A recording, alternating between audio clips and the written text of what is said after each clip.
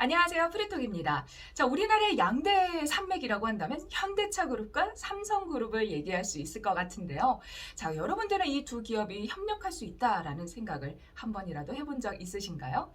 자, 아무래도 경쟁적인 위치 때문에 두 기업이 힘을 모은다라기보단 경쟁하지 않을까라는 생각을 했는데 최근 들어서 그 움직임이 바뀔 조짐이 보이고 있다고 합니다. 자, 과연 현대자동차 속에 삼성의 배터리라 반도체를 품은 현대차가 탄생할 수 있을지 오늘은 이 이야기로 준비해봤습니다.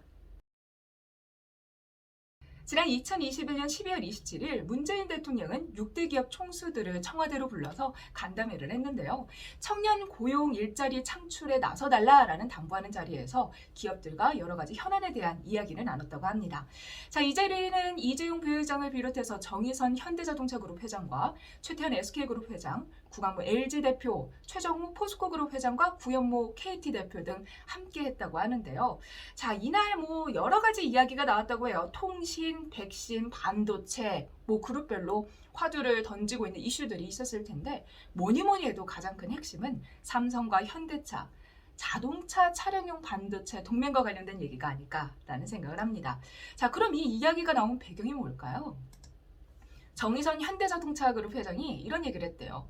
국민들이 전기차를 많이 구매해줬고 또 유럽과 미국에서 판매량이 크게 늘었습니다. 자, 그러면서도 외국의 전기차와 경쟁하려면 기술 서비스로 승부를 해야 합니다. 요컨대 우리 기술 서비스가 필요해 라는 얘기인 거죠. 자, 그러자 문재인 대통령은 이런 얘기를 했다네요. 차량용 반도체에서 삼성과 현대차가 긴밀하게 협력했으면 좋겠다. 자, 이 사진 보시면요. 이재용 부회장이 최태원 회장의 마스크가 꼬인 거를 풀어주는 부분인데 그 뒤에서 지그시 바라보는 정의선 부회장과 함께 맺어주려고 하는 거예요. 따지고 보면 삼성이 그동안 테슬라에 반도체 칩을 공급을 했고 현대차가 TSMC에 반도체를 맡겼다면 이제 한국 내에서 두 기업이 서로 주고받아 보세요 라면서 중매에 나섰다라고 볼 수 있을 것 같은데요. 삼성전자는 최근 들어서 차량용 시스템 반도체와 메모리 반도체를 잇따라 출시하고 있습니다. 또 포드와 제너럴 모터스 등 해외 자동차 역시도 반도체 기업과 제휴에 나서고 있는 상황이거든요. 이런 상황이니까 외국에서 다른 기업들 해서 다른 기업도 좋은 일 시키지 말고 국내 기업끼리 좀 협업을 해보세요 라고 이야기를 했다. 라고 풀이를 할 수 있는 거죠. 국내 완성차 업계가 삼성전자의 차량용 반도체 사업에 힘을 실어주세요 라는 얘기는 요컨대 트럼프가 자국 내에서 우리 미국 기업에 막 투자하세요. 다시 리턴 투 아메리카 이런 것처럼 우리도 리턴 투 코리아식으로 우리나라 기업식으로 같이 으쌰으쌰 해보자는 의미로 또 당부의 의미로 해석을 할 수 있는 거죠. 사실 삼성전자는 명실상부한 세계 1위 반도체 업체입니다. 현대차 역시 글로벌 3위 완성차 업체죠. 두 기업 모두 경쟁력은 누구 하나 빠지지 않아요. 네로라는 제조업 강자지만 사실 두 기업의 협업은 지금까지 거의 이루어지지 않았다라고 볼 수 있을 것 같은데요. 아무래도 두 기업이 국내에서 차지하고 있는 경쟁적인 위치도 한몫할 것 같고 너는 자동차고 나는 반도체나 이쪽이야 라는 그 업무의 분할 부분도 영향을 미쳤다라고 생각이 듭니다. 자, 그런데 상황이 바뀌면서 점점 협력의 강화, 좀 이거를 해야 된다라는 중요성이 나오고 있어요. 첫 번째 이유는 차량용 반도체 부족 사태가 장기화되고 있습니다. 요즘 자동차, 신차를 받기가 어려서 중고차 가격이 신차만큼 혹은 신차보다 더 뛰었다라는 얘기들 많이 나오고 있잖아요. 또 여기에 대해서 내연기관이 전기차나 자율차로 진화하면서 그 기존에 조금 필요했던 반도체가 훨씬 많이 필요하게 된 거죠. 자, 이렇게 상황이 바뀌었으니까 좀 협업을 해야 되지 않을까라는 필요성을 두 기업이 좀 가지고 있었다라면 이번에 문재인 대통령의 발언을 통해 양사 간 동맹 출현 가능성은 그 어느 때보다 높아졌다라고 볼 수 있는 겁니다. 사실 두 기업의 협력은 이미 좀 진행 중이었어요. 제가 좀 자료 조사를 하다 보니까 삼성과 현대의 물밑 작업 같은 건 이제 정부 주도로 좀 계속해서 이루어지고 있었더라고요. 스텝 바이 스텝. 2021년 3월에 현대차와 삼성전자, 현대모비스, 자동차 산업협회, 반도체 산업협회, 한국자동차연구원이 참여해서 미래차 반도체 연대 협의체를 발족했대요. 단기적으로는 차량용 반도체 수급이 불안정하니까 이와 관련해서 좀 대책을 만들어 봅시다 라는 의미도 있었고 또 미래차 반도체 시장 선점을 위해서 우리가 좀 중장기적으로 같이 논의를 해봐요 라는 그 의도로 협의체를 발족했다고 하는데 2021년 5월에 산업부와 삼성전자, 현대차 등이 차량용 반도체 수요와 공급, 기업 간 연대와 협력을 강화하기 위한 협정을 체결했다고 해요. 그러니까 이미 문재인 대통령이 그 얘기를 하기 전부터 차량용 반도체 수요와 공급을 위해서 삼성전자와 현대차 등이 기업하고 연대해서 협력하기 위한 협정을 만들었다는 거죠. 자, 여기에 대해서 9월에는요, 반도체 연대 협력 협의체 발족이 현실적으로 이루어졌습니다. 이제 9월 이후에 3개월 지나서 12월 회동을 통해서 삼성전자와 현대차 두 기업의 협력이 속도를 낼 수 있는 중요한 전환점이 된 게 이 대통령의 발언이다라고 볼 수 있는 거죠. 사실 삼성전자와 현대차 두 기업은 한국을 대표하는 제조 강자예요. 자, 그런데 이 협업의 성과가 최근 들어서야 조금씩 나타나고 있는 부분들이 눈에 띕니다. 현대차 제네시스 GV60 차량에 후방 카메라용 이미지 센서와 주변을 모두 볼 수 있는 서라운드 뷰 카메라를 삼성전자가 공급하고 있다고 해요. 또 현대차 아이오닉 5의 사이드 뷰 디스플레이로 삼성 디스플레이 OLED가 채택됐다고 하네요. 2021년 1월에 이뤄진 삼성의 차량용 OLED 공급 계약은요, 당시에도 10년간 끊겼던 현대차와 삼성의 계약이다라는 부분에서 의미가 있었다고 해요.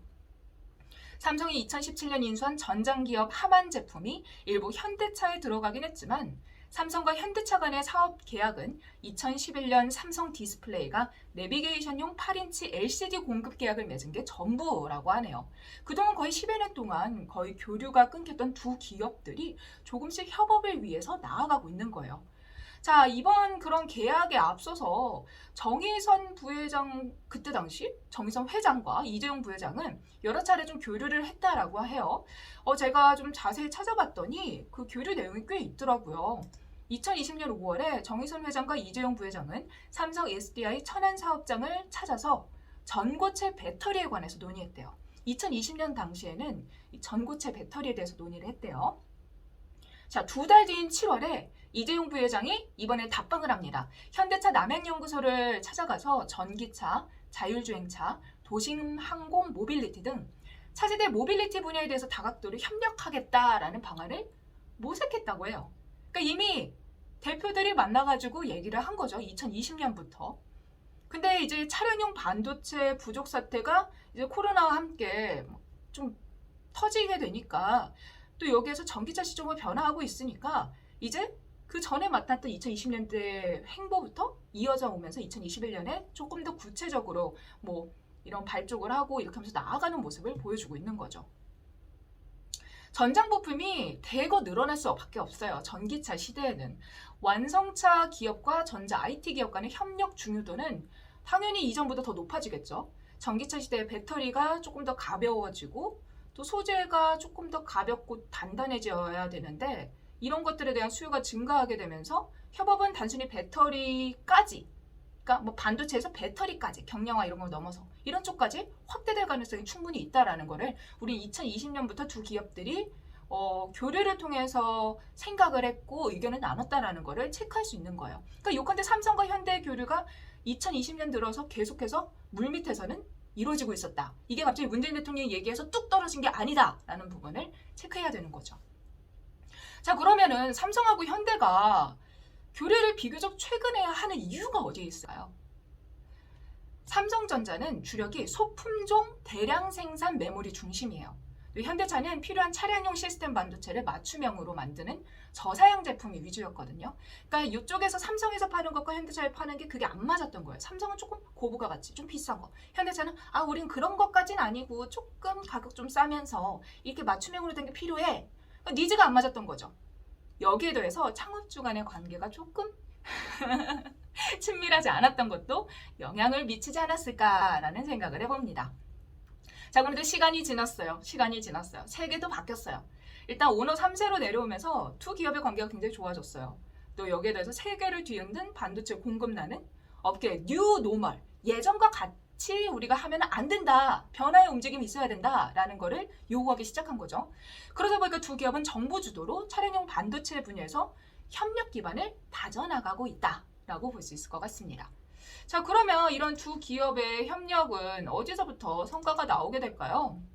가장 먼저 성과가 기대되는 부분은요, 차량용 통신칩과 정보와 오락이 결합된 인포테인먼트용 프로세서, 자동차 내 디스플레이용 구동칩이라고 볼 수 있습니다.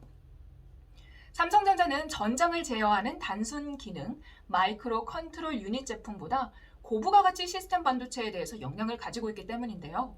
중장기적으로 봤을 때는 현대차가 시스템 반도체를 설계하고 삼성전자가 위탁하는 생산 방식으로 협력이 되지 않을까라는 예상을 해봄직합니다. 일반 자동차 기준으로는요, 반도체가 200개에서 300개 정도가 필요하다고 해요. 그런데 이제 운전대를 잡을 필요가 없는 레벨 3 이상의 자율주행 자동차는 반도체가 2,000개가 넘게 필요하대요. 현대차그룹이 현대모비스를 통해서 차량용 반도체 내재화를 추진하고 있기도 하지만 실제 반도체 생산을 위해서는 한계가 있다는 거예요. 삼성전자와 같은 반도체 기업과의 협력이 필수적이라는 거죠. 더 나아가서 현대차와 삼성전자가 직접 차량용 시스템 반도체를 공동으로 개발하고 삼성의 파운드리 시설을 통해 생산하는 방식도 거론될 수 있을 것으로 전망됩니다. 삼성전자 역시 2030년에 시스템 반도체 1위를 달성하기 위해서는 현대차 같은 우량한 고객이 필요한 거죠.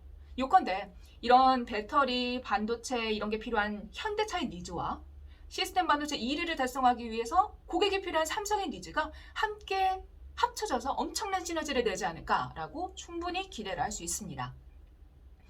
자, 그러면 글로벌 완성자고 반도체 업체가 좀 협력을 한 사례가 있나? 좀 찾아봤어요. GM하고 NXP, 퀄컴, TSMC가 반도체 칩을 공동으로 개발했고요.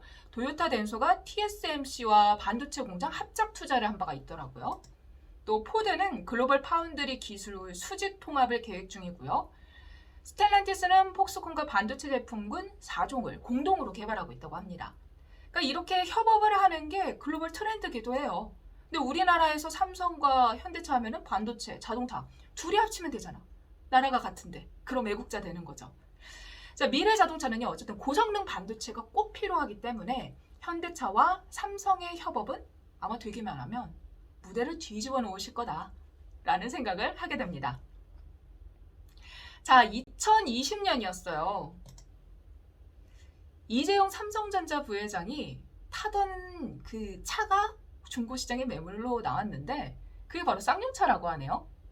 이걸 타면은 나도 이재용 부회장의 기를 받아서 승승장구할 거다라는 기대감 때문인지 엄청 시장에서 이슈가 만들어졌다고 하는데, 자, 여기서 핵심은 쌍용차를 중고시장에 내놓고 현대차를 타기 시작했다는 거예요. 이재용 삼성전자 부회장은요, 제네시스와 팰리세이드를 이용하고 있어요. 또 삼성전자 임직원한테도 현대차가 배정되거든요.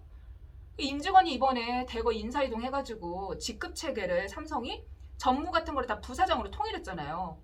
그러면서 부사장들이 타는 타가 G90. 그래서 전무급이 다 G90으로 또 바꿔 탄다네요. 이런 식으로 현대차의 이미 가장 큰 고객 중 하나가 삼성전자가 되어 있어요. 그러니까 두 기업이 서로 친밀함을 숨기고 있지 않은 상황이다. 예전의 총수들의 모습처럼 난 현대차 안 타, 나는 쌍용차 탈 거야, 이런 모습과 다르게 협업의 가능성을 계속 물 밑에서부터는 이렇게 제기를 해오고 있다는 거죠. 자, 이미 현대차 최고 고객이 삼성이 되고 있는 상황, 또 삼성도 현대차 그룹의 최대 고객이 될 수 있을 것 같은 상황이 펼쳐지면서 앞으로 이 두 기업이 어떤 콜라보를 만들어낼 수 있을지, 어떤 시너지를 만들어낼 수 있을지 우리는 체크를 해봐야 될 것 같습니다. 자, 총수의 사이가 예전보다 훨씬 좋아졌어요. 실용주의를 중시하는 두 사람이 만났다면 또 여기에 대해서 어떤 결과를 낼 수 있을까? 이 부분이 포인트일 것 같은데요. 국내 양대 산맥이라고 할 수 있는 현대차 그룹과 삼성. 현대가 삼성을 품은 자동차를 내놓을 수 있을지, 삼성과 현대의 반도체 협력 과정을 지켜보면 계속해서 재밌는 부분을 찾아내고 또 투자에 대해서 우리가 포인트들을 짚어낼 수 있을 것 같습니다. 자, 오늘 준비한 내용 여기까지고요. 저희는 다음 시간에 뵐게요. 여러분 구독과 좋아요, 애정 댓글, 알람 설정 잊지 않으셨죠? 저는 다음 시간에 뵐게요. 여러분 안녕!